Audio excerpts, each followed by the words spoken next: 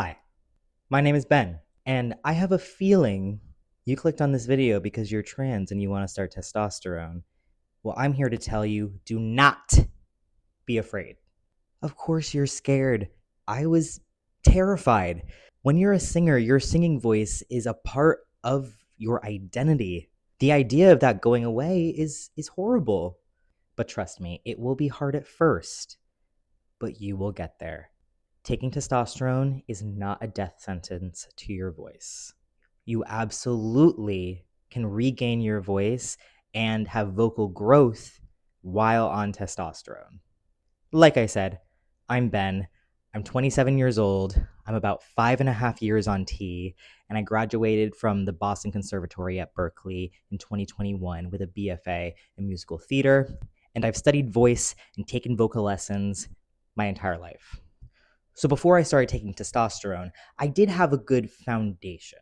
But retraining your voice is a very interesting process, and you're going to try things and do things you don't do in your typical vocal warm ups or things like that.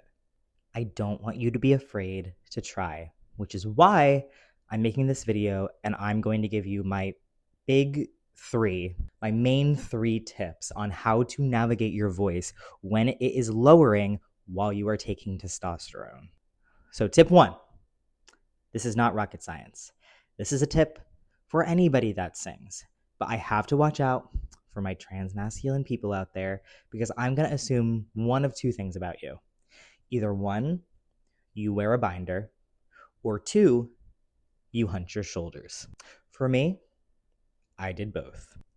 Because my chest area was so closed off, my breath couldn't lower. It couldn't go down to my diaphragm the way it should when you're singing. This totally limits your range. If you don't have that deep support, you cannot reach those higher notes. It's just not going to happen. You have to get comfortable with breathing into that lower section of your body.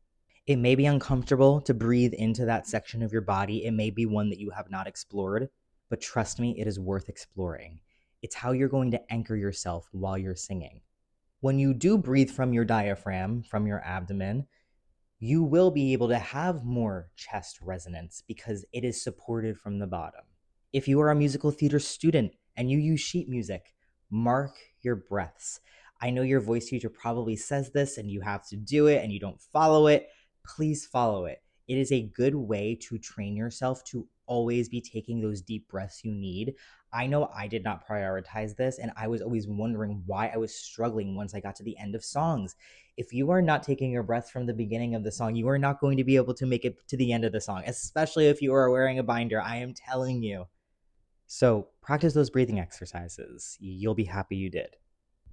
Okay, tip number two, sing while looking at sheet music. But Ben, why? Why do I have to do that? Especially if I know how the song goes, especially if I know all the lyrics. If you are planning on being a professional in musical theater, reading sheet music is something you need to know how to do. Better yet, being able to sight read is even more impressive. If you were once a soprano or an alto, you are used to singing in the treble clef. When you are singing as a male or a masculine person, you are probably singing tenor or bass, which is in the bass clef. When you look at sheet music, and you have previously been someone who has looked at sheet music while singing, and your voice is actively lowering, your brain is going to lose a little bit of its relationship with your voice.